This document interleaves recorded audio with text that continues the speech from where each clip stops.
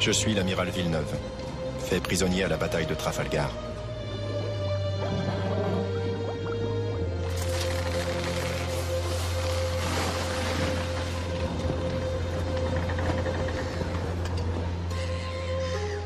Six mois de captivité en Angleterre. Mais aujourd'hui, je suis libre. Libre de rentrer en France, à bord de ce navire parlementaire. Libre de me justifier enfin auprès de l'empereur. Je n'avais qu'un seul défaut, disait-il. Je ne savais pas désobéir. Eût-il donc fallu contrevenir à ses ordres?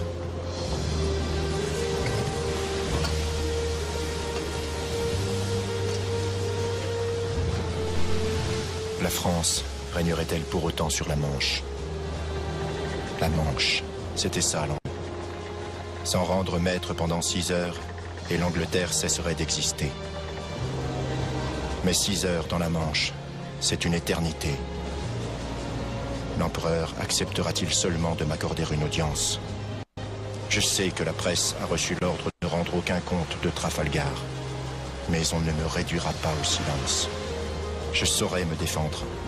Je ferai cesser les propos infamants qui salissent mon honneur, ma famille, mon épouse. Il faut qu'il m'écoute. Il va m'écouter.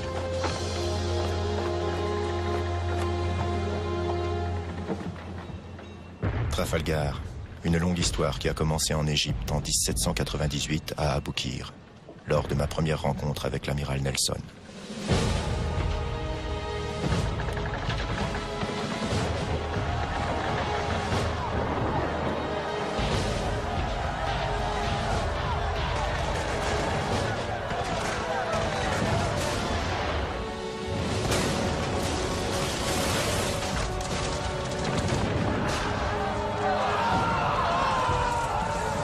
La flotte anglaise nous a poursuivis à travers la Méditerranée et a fini par nous surprendre dans la rade d'Aboukir, sur la côte égyptienne.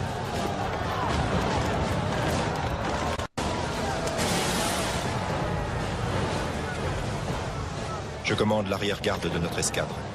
L'avant-garde et le centre de notre flotte subissent une sévère attaque menée par l'amiral britannique Nelson. Le combat est sans merci. Les hommes sont à leur poste.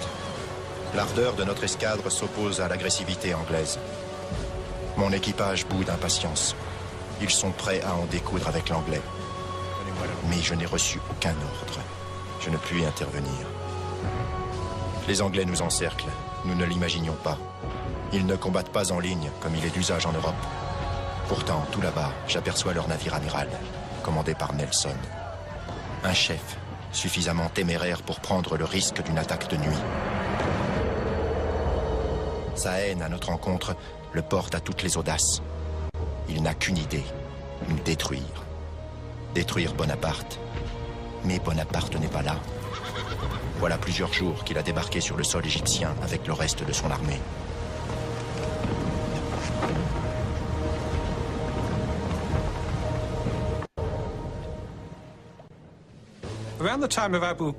À l'époque d'Aboukir, Nelson avait développé une haine farouche de la France. La France était en guerre avec l'Angleterre depuis des centaines d'années, c'était l'ennemi.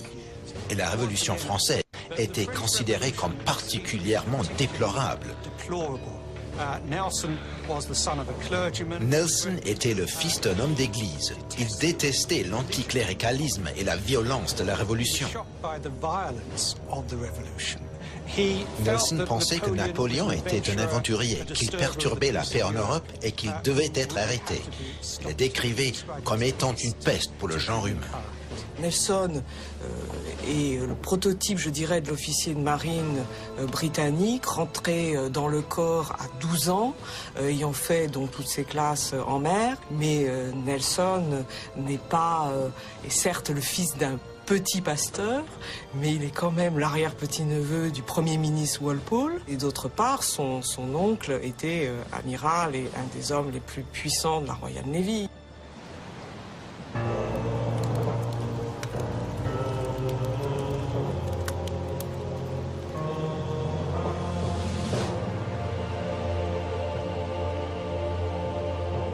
Cela fait 4 heures que le combat fait rage. Nos hommes meurent sous les canons anglais. Nul ne peut compter les pertes. Notre escadre est décimée. Je n'ai toujours pas d'ordre. Notre impuissance a la couleur de la honte, mais nous sommes face au vent, tous liés les uns aux autres pour mieux conserver notre classique ligne de bataille.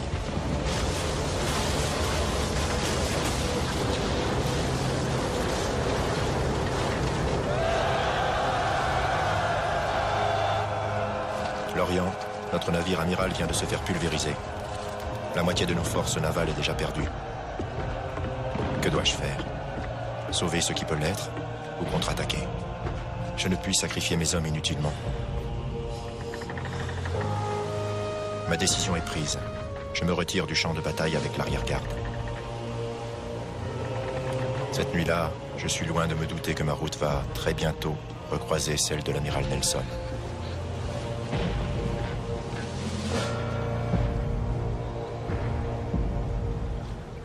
On a perdu 80% du corps de bataille français à Aboukir. 80% du corps de bataille. C'est-à-dire c'est la vraie grande bataille de destruction, la première grande bataille de destruction en quelque sorte de l'histoire. L'Angleterre a triomphé finalement dans l'expédition d'Égypte, mais c'est une victoire à la Pyrrhus. L'Angleterre s'épuise. La guerre est coûteuse pour elle, pour la livre sterling qui subventionne les coalitions sur le continent. Et donc, on va aboutir à la paix d'Amiens en 1801. Paix d'Amiens qui met fin à la guerre qui avait commencé, je vous le rappelle, en avril 1792. Pour la première fois depuis avril 1792, la France est en paix avec l'Europe. Et le prestige de Bonaparte y a gagné énormément et c'est l'une des raisons pour lesquelles il sera élu d'abord consul à vie et ensuite empereur. Et le problème, c'est que les dirigeants des deux côtés ne font la paix que contraints et obligés. Mais aucun des deux n'a cédé. La paix d'Amiens n'a réglé aucun problème. Donc à partir du moment où les deux pays se retrouvent en guerre, ils se retrouvent aussi devant l'impasse stratégique qui était avant la paix d'Amiens. Et donc Napoléon, qui n'a pas de flotte, va se retrouver dans l'obligation de revenir à son vieux projet d'invasion de l'Angleterre, d'où le camp de Boulogne.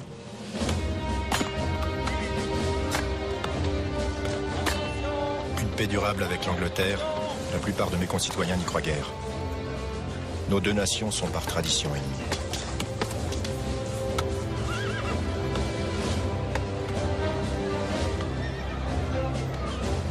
L'avant-garde de l'armée napoléonienne est déjà à Boulogne. Un port choisi par Napoléon en raison de sa proximité avec l'Angleterre. Et également en référence à César, dont l'invasion de l'Angleterre depuis le même port s'était vue couronnée de succès. Boulogne-sur-Mer, petite bourgade de bord de mer qui ne compte que 5000 âmes, métamorphosée en cité portuaire de 40 000 habitants. La tête de pont des Halles pour envahir l'Angleterre. Le paysage se modifie. La construction d'un grand port, le bassin napoléonien, se développe pour accueillir les milliers d'embarcations destinées au débarquement.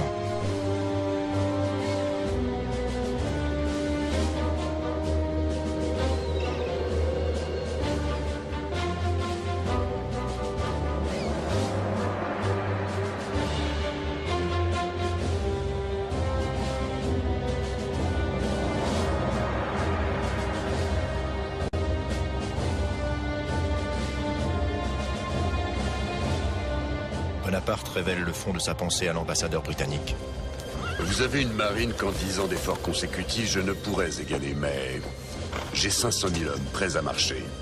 Une descente et un séjour de 2 mois en Angleterre serait pour la France une paix de 100 ans.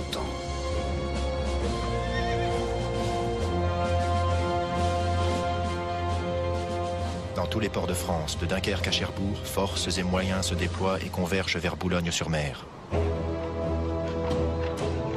Tous les chantiers navals de France s'emploient à la construction de chaloupes canonnières, de barques à fond plat, de péniches. Les dons affluent de toutes parts. Les grandes villes vont jusqu'à offrir des vaisseaux. Les soldats, à leur tour, donnent une part de leur solde pour participer à l'effort de guerre.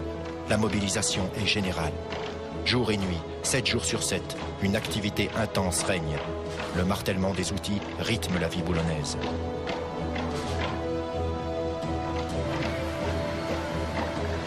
Sur toutes les lèvres, bientôt, le secret se répand. Une immense flottille de 2000 embarcations, affectée au transport de troupes armées, rendra possible l'invasion. Ce projet suscite un véritable engouement populaire. L'espoir de vaincre l'Angleterre, de prendre enfin notre revanche, donne à tous du cœur à l'ouvrage.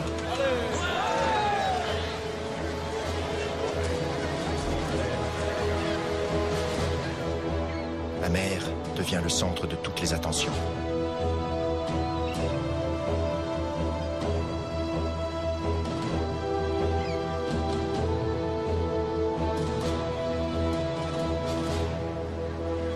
Certains historiens soutiennent que la menace d'un débarquement était un énorme bluff qui aurait permis à Napoléon de concentrer et d'entraîner une immense armée au camp de Boulogne sans éveiller la méfiance de l'Autriche et de la Russie, ses véritables adversaires. L'examen du budget de la marine montre qu'avant la campagne de Trafalgar, les crédits accordés à la flotte ont brusquement doublé.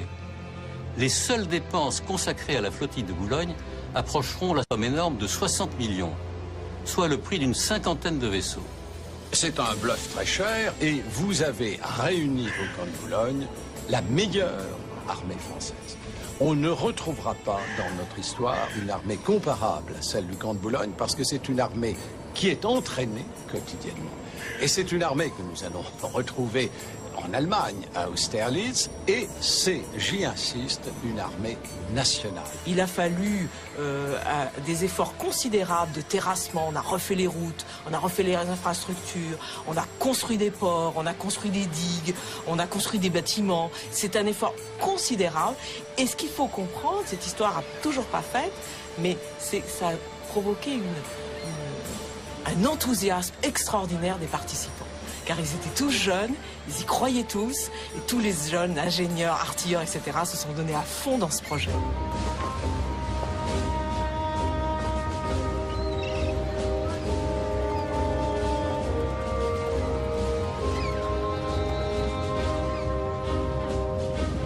Des milliers de soldats se livrent à un entraînement quotidien.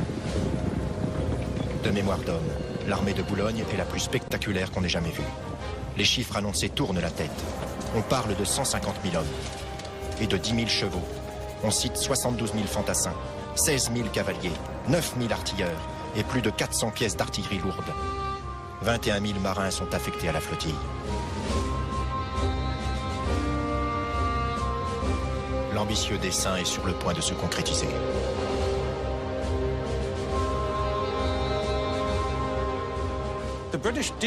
Les Anglais ne pensaient pas que Napoléon bluffait. Ils s'inquiétaient. C'est pourquoi il y a eu un énorme élan de volontaires, tout comme en France en 1792-93, où des centaines de milliers d'engagés se sont présentés pour lutter contre l'invasion. Il s'est passé la même chose en Angleterre, en 1803-1804. La construction du camp de Boulogne suscitait beaucoup d'inquiétude en Angleterre. Ils savaient que c'était la meilleure armée d'Europe qui se tenait face à eux de l'autre côté de la Manche.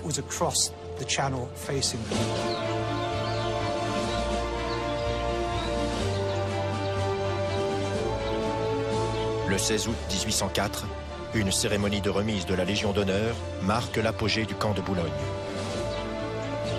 Cette cérémonie grandiose, organisée avec faste et solennité, scelle l'alliance entre l'armée et son chef. L'empereur, installé sur le trône du roi Dagobert, dos à l'Angleterre, distribue 2000 croix.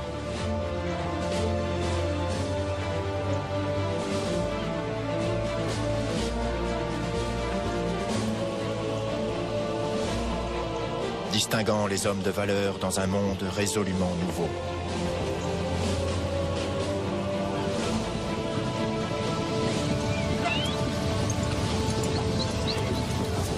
Un témoignage de la fierté d'être français et d'être au service de l'empereur. 100 000 soldats lui font face. 100 000 hommes unis et fiers d'appartenir à la plus grande armée d'Europe.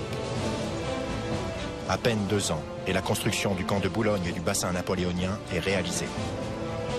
La grande armée est constituée, et l'immense flottille de débarquement se tient prête à franchir les eaux. Il ne reste plus qu'à éloigner la Royal Navy de la Manche.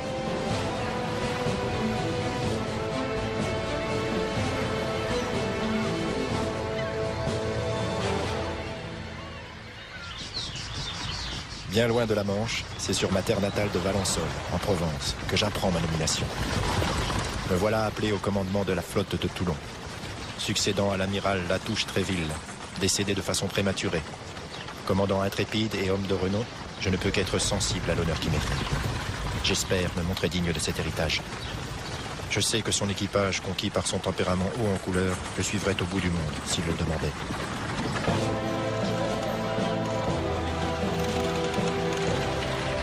Je découvre avec plaisir et fierté mon vaisseau amiral, le Bucentaure. Un superbe de pont, rutilant, majestueux, fort de 80 canons et d'un équipage aguerri, une rareté par les temps qui courent.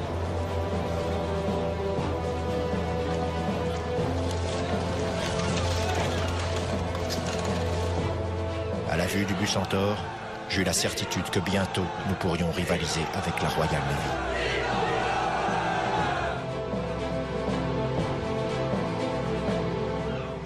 C'est au début du mois de mars 1805 que Napoléon met au point la manœuvre qui doit permettre l'invasion de l'Angleterre.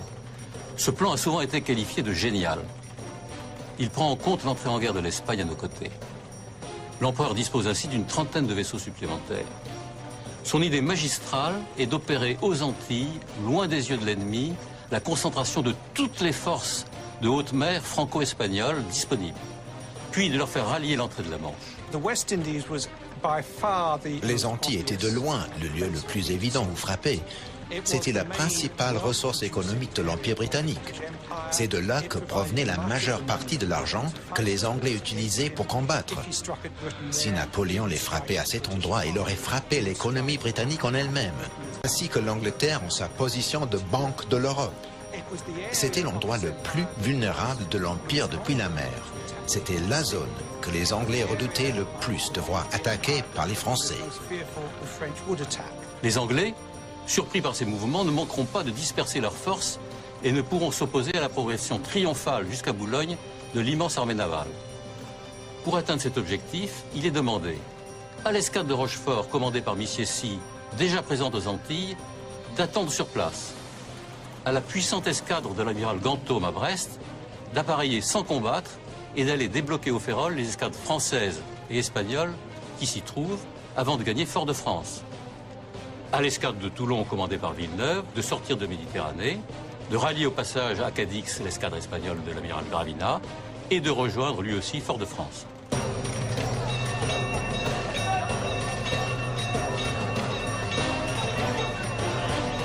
Mes ordres sont explicites. Je dois forcer le blocus de Toulon sans combattre, rallier une escadre espagnole à Cadix et mettre le cap sur les Antilles. L'empereur a entouré ses intentions finales du plus grand secret. Seuls ses généraux, sur terre, bénéficient de sa confiance. Il n'a pas la même considération pour les hommes de mer. L'outil naval le contrarie souvent. À ses amiraux, il n'adresse que des renseignements fragmentaires et cloisonnés. Je me trouve donc dans l'ignorance du plan d'ensemble.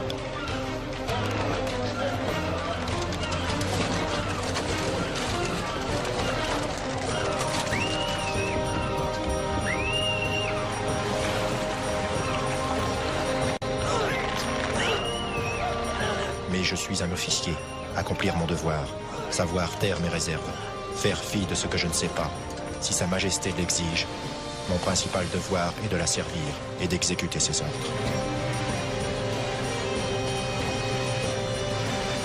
J'ignore que mon destin, le destin de la marine française, le destin de l'Angleterre est en train de se jouer. J'ignore que l'objectif de notre voyage aux Antilles vise à forcer les Anglais à dégarnir la Manche pour se lancer à notre poursuite. Leur grand nombre de vaisseaux les autorise à établir un blocus rapproché de tous nos grands ports. Leurs escadres nous surveillent.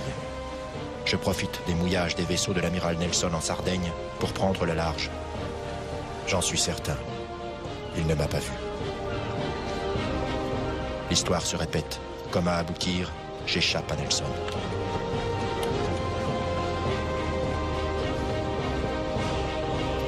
Nelson apprend que nous avons quitté Toulon plusieurs jours après notre départ.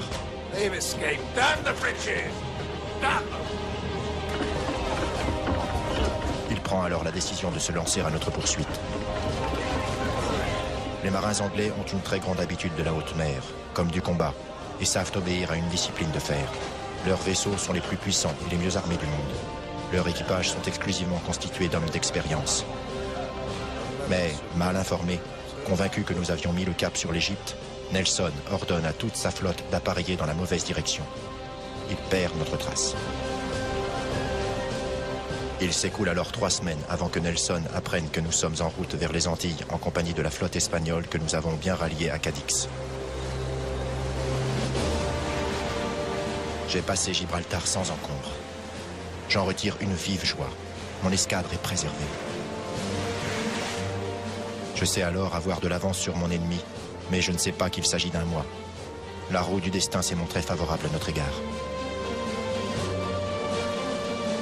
Vexé de s'être laissé duper, Nelson poursuit la chasse.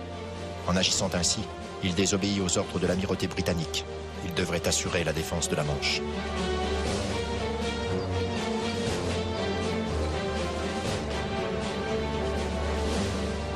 Nous sommes arrivés à Fort-de-France, mais nous n'avons toujours pas la moindre idée de l'objectif final.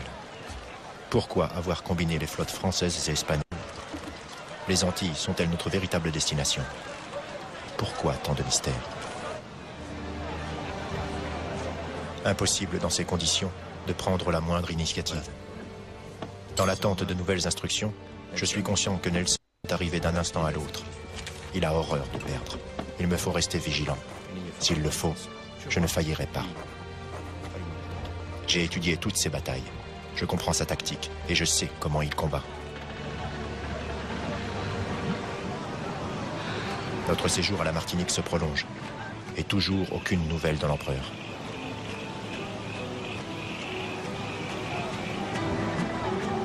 À bord de nos vaisseaux, la vie poursuit son cours. La nostalgie du pays nous saisit parfois. J'aime à me rappeler la douceur des sources et jardins de ma paisible Provence, où même les moustiques savent être plus discrets et moins voraces. Les équipages ne semblent pas inquiets.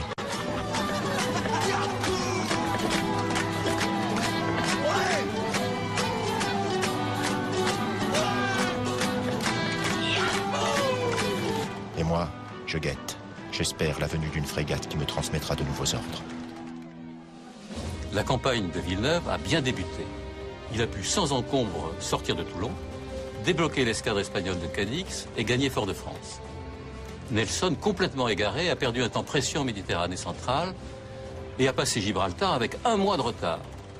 Mais les autres parties du plan génial se déroulent moins bien. Missiessy ne peut être alerté à temps et rentre en Europe. Ganthaume, face à un blocus vigilant, ne peut appareiller sans combattre. Il faut donc modifier le plan initial. Depuis l'Italie où il séjourne, l'empereur échafaude d'autres combinaisons.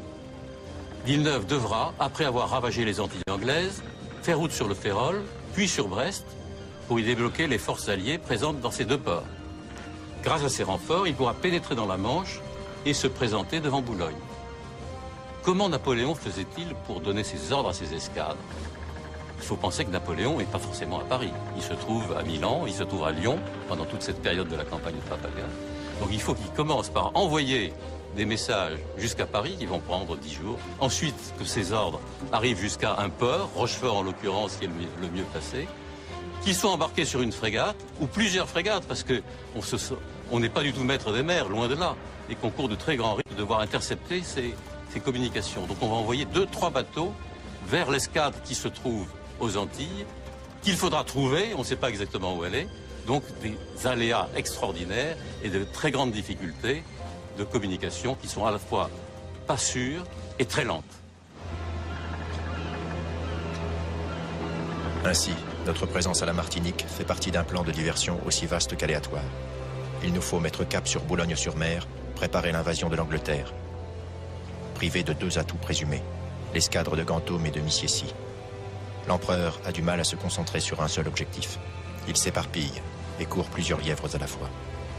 Non content de préparer l'invasion de l'Angleterre, il veut aussi attaquer les possessions anglaises aux Antilles. À Antigua, nous arraisonnons un convoi marchand britannique. En attendant le rapport sur l'interrogatoire des prisonniers, je me rends à l'infirmerie prendre des nouvelles des malades. Comment se portent les hommes? Bien, ils sont de plus en plus nombreux. Pas du tout, amiral. On a de gros problèmes sur le bateau. Courage, soldat. On va s'occuper de vous. Bien. Amiral, un message vient d'arriver pour vous. Enfin, mon chef d'état-major me remet le rapport d'interrogatoire des prisonniers anglais.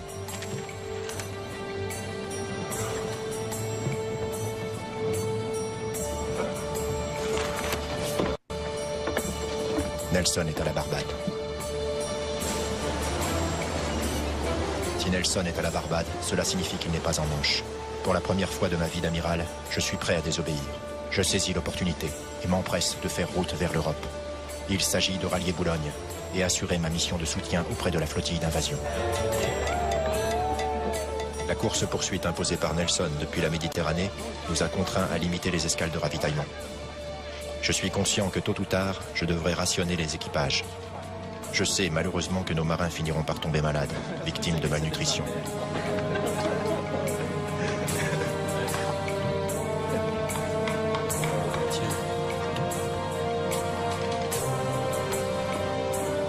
Alors que, derrière nous, les Anglais, grâce à une expérience inégalée des longs séjours en mer, n'ont aucun souci d'approvisionnement. La fin de notre retour en Europe est laborieuse. Le mauvais temps est de la partie. À des périodes de vent inexistants se substituent des périodes de tempête. Notre morale en est affectée.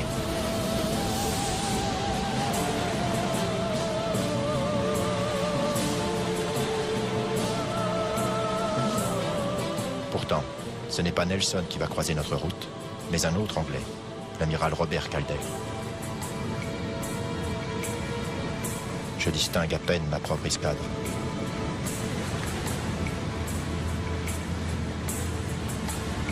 Il règne une purée de poids incroyablement dense, mais cela ne nous arrête pas.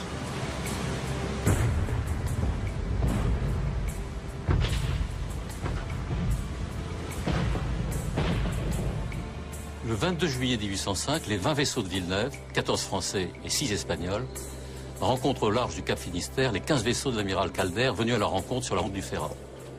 La visibilité est très mauvaise. Les adversaires se perdent de vue par instant.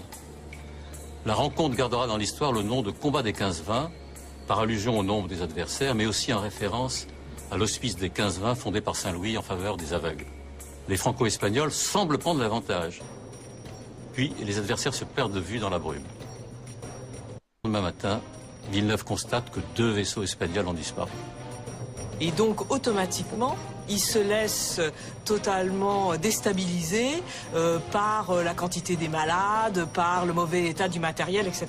C'est le signe qu'il est peu sûr de lui-même, et donc, et automatiquement, il va interpréter les ordres qui sont très larges, car Napoléon avait prévu différents ordres. Donc, soit il remontait vers Brest, et il prenait l'escadre de Brest pour aller vers Boulogne, soit il remontait, même il a même envisagé de passer dans le nord de l'Angleterre, soit si des événements qui sont absolument impondérables intervenaient, eh bien il avait l'autorisation d'aller à Cadix.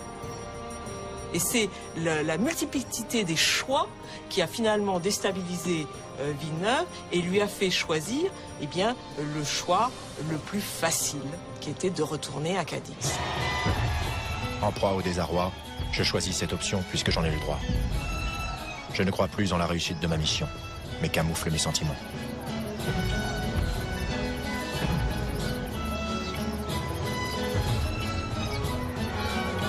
L'ensemble de la flotte combinée n'est plus en état de combattre. La vaste opération de diversion s'arrête à Cadix. Après des mois passés en mer, apercevoir la terre ferme provoque l'allégresse générale parmi les hommes. Bientôt, Cadix leur ouvrira les bras. Et pour l'heure, les salue déjà.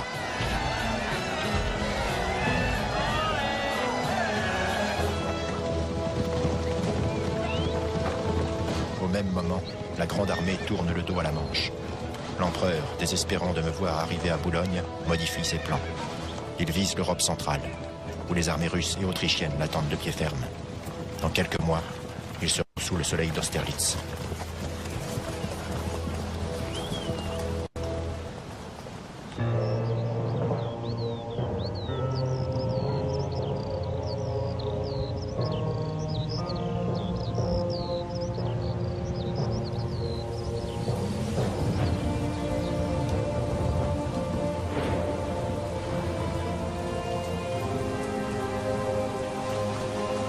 Bien des préoccupations me hantent. Comment accomplir la mission qui m'est confiée lorsque les soucis m'affectent de toutes parts? Nous ne pouvons être convenablement ravitaillés. Vivres et munitions manquent. Les soldes n'arrivent pas. Nos vaisseaux présentent de graves avaries.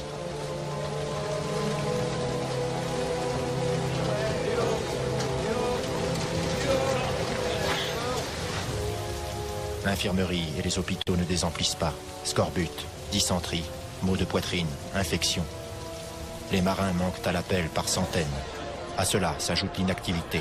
Les équipages sont tendus.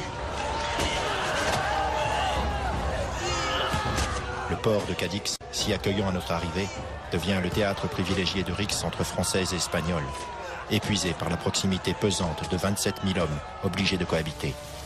Des querelles qui le plus souvent dégénèrent au mépris de l'alliance qui lie nos deux pays.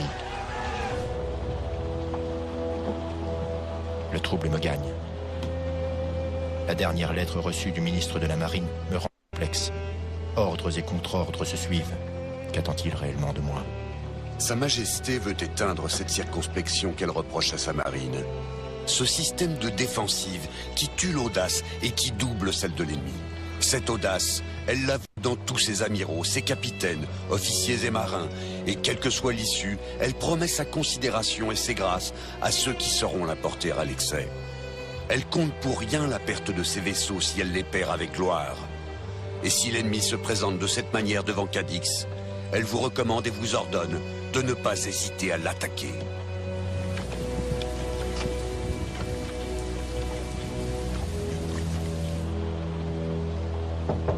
Entrez. Eh bien? L'amiral Rosilly est à Madrid. Il est en route pour prendre le commandement de la flotte. Lorsque Napoléon apprend que Villeneuve est à Cadix, c'est-à-dire que ça lui est confirmé, donc il est foudrage. Foudrage. Il n'a plus confiance, il l'a insulté, et il décide qu'il faut le relever de son commandement, qu'il est indigne d'avoir ce commandement. Il choisit l'amiral Rosilly, qui n'a pas vu la mer depuis 15 ans, qui est directeur du dépôt des cartes et plans. Donc on l'appelait le vieux Rosilly. Mais curieusement, alors là, il y a quelque chose qui est tout à fait étonnant, c'est le pari insensé que va faire Napoléon, parce qu'il va faire semblant de confirmer Villeneuve dans son poste, lui donner une nouvelle mission, qui est d'entrer en Méditerranée, tout en disant à Decrès, vous allez envoyer l'amiral Rosilly à Cadix pour remplacer Villeneuve, mais vous ne préviendrez pas l'amiral Villeneuve. Dans l'esprit de Napoléon, Villeneuve est tellement pusillanime qu'il n'appareillera pas et que donc Rosilly pourra le remplacer à temps. Et par une suite de circonstances extraordinaires, une avarie de voiture à Madrid notamment, un essieu qui casse et qui retarde Rosilly arrivera 3 jours après l'appareillage de Villeneuve. Quand Decrès ne prévient pas, entre guillemets, Villeneuve, je crois, et il lui a envoyé cette fameuse lettre dans laquelle il le pousse à l'action, je crois que Decrès n'a pas compris à quel point de rupture est arrivé déjà Villeneuve. Je crois qu'il pense lui laisser une chance.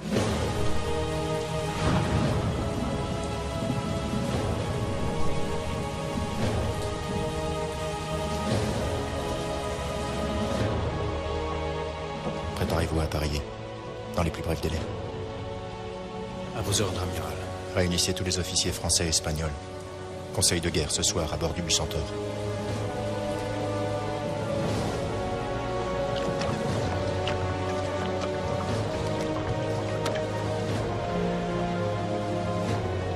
Les officiers, et particulièrement les Espagnols, ont toujours manifesté un vif désaccord à l'idée d'une attaque frontale avec les Anglais. L'amiral Gravina prône l'hivernage à Cadix. Il évoque le mauvais état de notre flotte et ne veut pas entendre parler d'une sortie. Je sais bien qu'il défend les intérêts espagnols, quelque peu différents des nôtres. Je dois tous les convaincre. Mettons de côté toute frilosité. Le rapport de force est pour une fois en notre faveur. Le temps est bon. Les jours qui suivent risquent de l'être moins. Enfin, nous voilà tous d'accord, portés par un même élan. D'audace et de courage ne manquons point. Nous les mettrons avec honneur et grandeur au service de notre empereur. Notre volonté sera inexpugnable.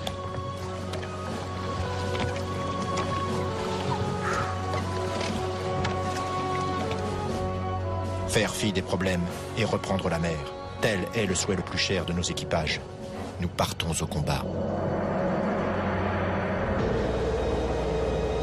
L'enthousiasme des marins, des canonniers, des mousses, des officiers se répand telle une traînée de poudre.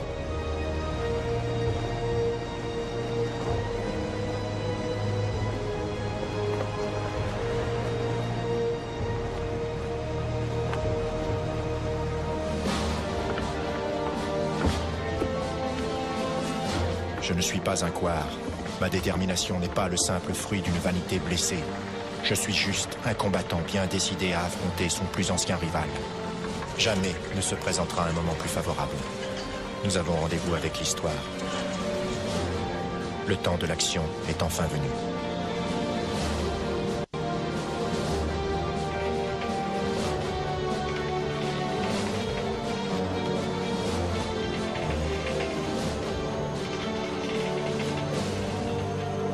Il faut ici détruire une vieille légende. À Trafalgar, Nelson n'a pas surpris ses adversaires par une tactique novatrice qui les aurait frappés de stupeur.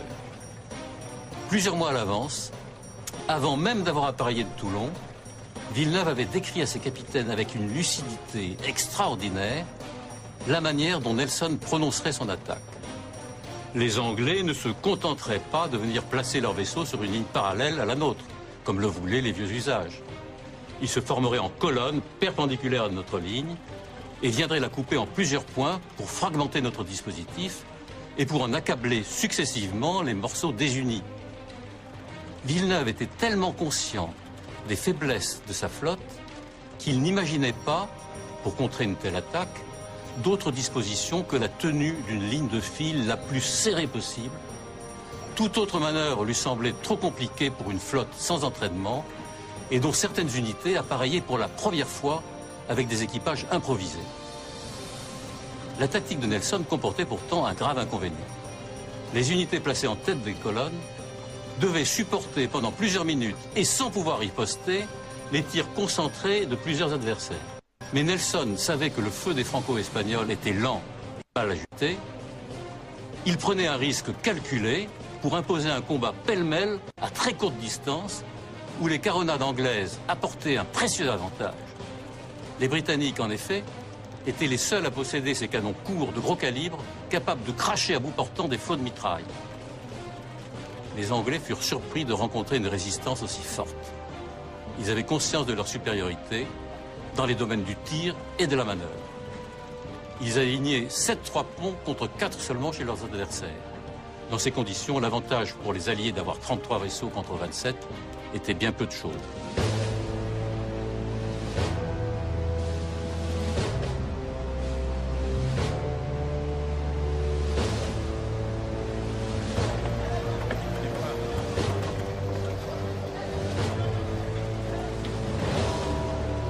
La brise est très faible, la houle forte.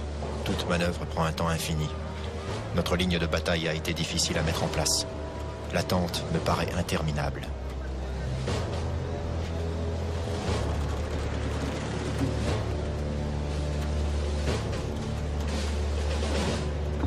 Plus de 3 heures s'écoulent avant que la distance qui sépare nos deux flottes s'amenuise et autorise enfin les premiers tirs.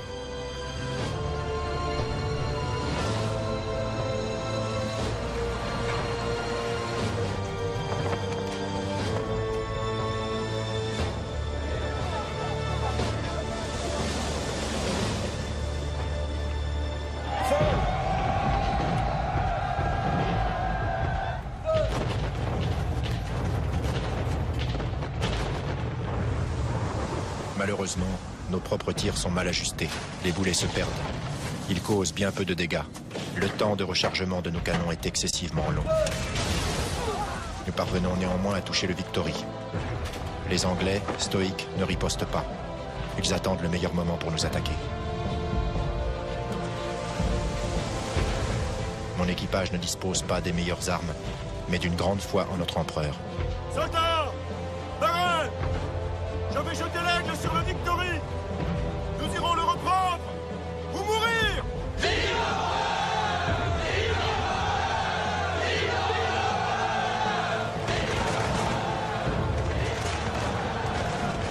Enfin, le Victory n'est plus qu'à une encablure.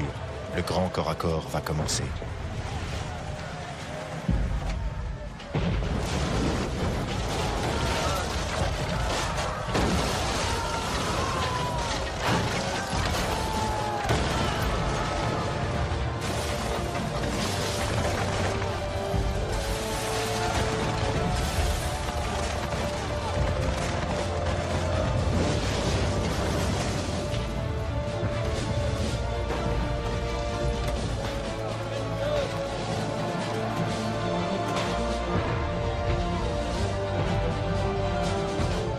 the spyglass. Nelson a réussi à rompre notre ligne de bataille.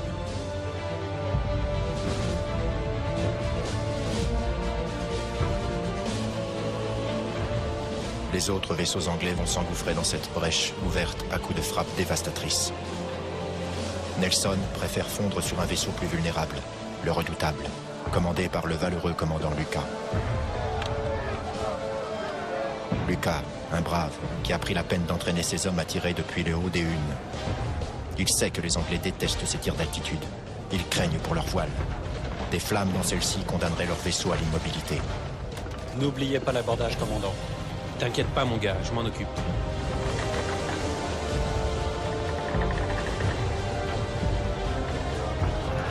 Faites monter les compagnies d'abordage.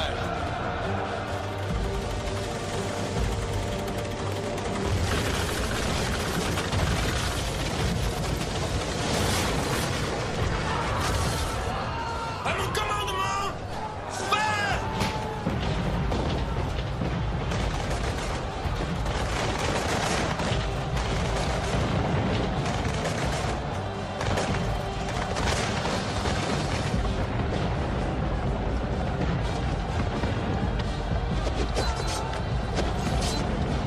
Un incroyable duel de mousqueterie s'engage alors.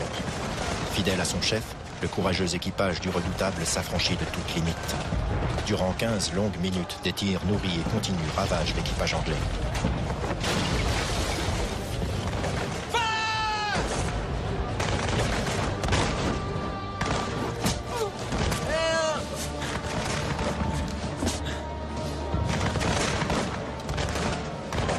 Nelson, touché par la balle d'un tireur d'élite, a demandé que son visage soit recouvert d'un mouchoir. Il ne veut pas risquer de démoraliser son équipage. Malheureusement pour le Redoutable, un vaisseau anglais arrive par l'arrière et ordonne à tous ses canons de tirer en même temps. Une seule bordée, en une seule seconde, et 200 hommes, prêts à bondir sur le Victory, sont fauchés violemment, de dos.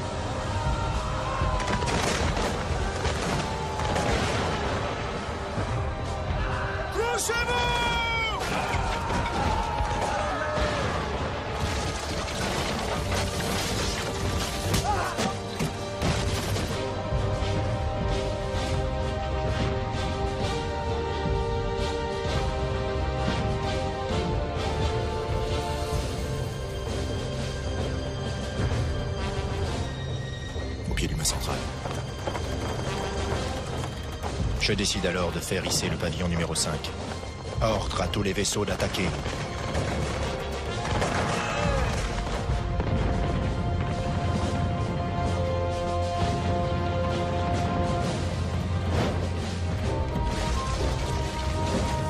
Mais les secours ne viennent pas.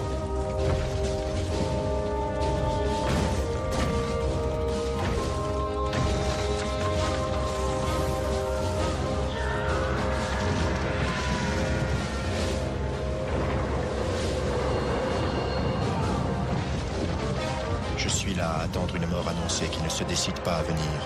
Je suis là et ne meurs pas. Même cette ultime délivrance ne m'est pas accordée. Nelson est arrivé à ses fins. Il a réussi à obtenir le vaste pêle-mêle qu'il souhaitait. Notre ligne est brisée. Les vaisseaux espagnols et français sont désunis. Il se permet désormais d'attaquer à 2 vaisseaux contre 1. Le rapport de force tourne à notre complet désavantage. Le désastre est total.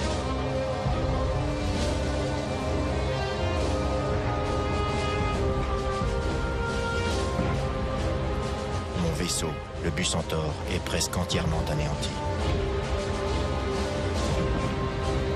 L'artillerie lourde anglaise a causé un carnage insoutenable, tirant encore et encore, et toujours plus fort dans des cadavres déjà amoncelés, que nous n'avons même pas le temps de jeter à la mer.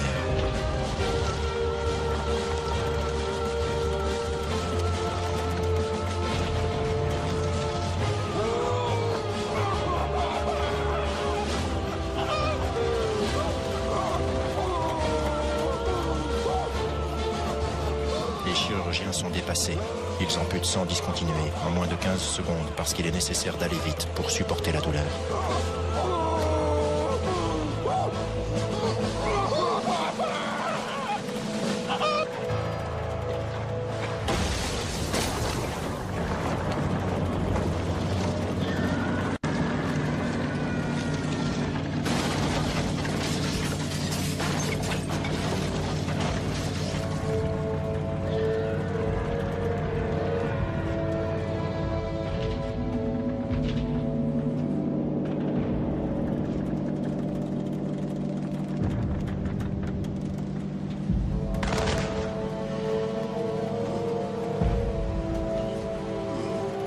Notre résistance a surpris l'adversaire. Il pensait le combat de courte durée. Nous avons tenu plusieurs heures. Parvenus sur nos vaisseaux, nos ennemis eux-mêmes sont horrifiés par le carnage causé par leur impitoyable force de frappe. Il est 17h15, la bataille est achevée. Les Anglais perdirent 450 hommes et comptèrent 1200 blessés. Dans notre camp, 4700 hommes laissèrent leur vie. 3000 hommes furent blessés et plus de 5000 faits prisonniers. Des centaines de survivants devinrent sourds. La mémoire collective se souviendra peut-être de la perte du Formidable, du Duguay-Trouin, du Mont-Blanc, du Scipion, du Swiftsure, du San Ildefonso, du Nepomuceno, du Santissima Trinidad, de l'Argonauta, du Berwick, du Fougueux, de l'Intrépide, du Bahama, du Monarca, du San Agustin, du Rayo, de l'Indomptable, du Neptuno, de l'Aigle, de l'Asis, du Redoutable, du Bucentaure et de l'explosion de l'Achille.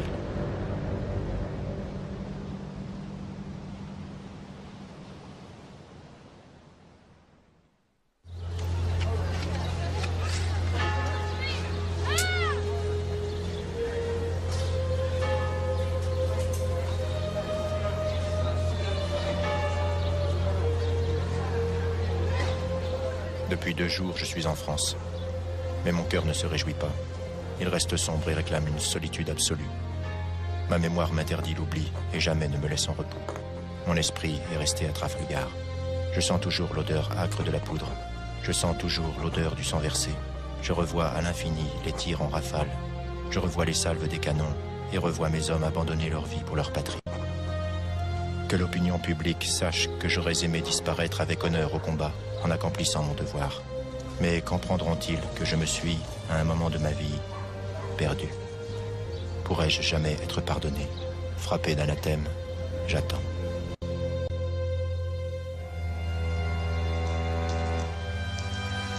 Ma chère et tendre amie, je t'ai annoncé que je comptais attendre ici les ordres du ministre. J'en ai reçu 2 lettres, mais elles annonçaient un retard dans la décision de l'empereur à mon sujet et bannissaient toute inquiétude que j'en pourrais concevoir. Je prends donc patience, mais tu peux concevoir ma situation et combien mon moral doit en être affecté. Je ne veux voir personne jusqu'à ce que l'empereur ait prononcé sur ma trop célèbre affaire. Je reste dans mon auberge, mais Dieu veuille m'en tirer bientôt, car je n'y résisterai pas. Encore, ma amie, si un court espace nous séparait, je pourrais espérer de t'embrasser. Et, s'il y a quelques possibilités, nous nous joindrons bientôt. Pour moi, j'y volerai. Donne-moi des nouvelles de toute la famille. Je leur coûte bien des larmes.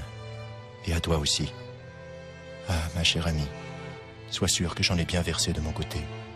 Adieu, ma chère et tendre amie. Toujours ton bien affectionné pour la vie. Villeneuve.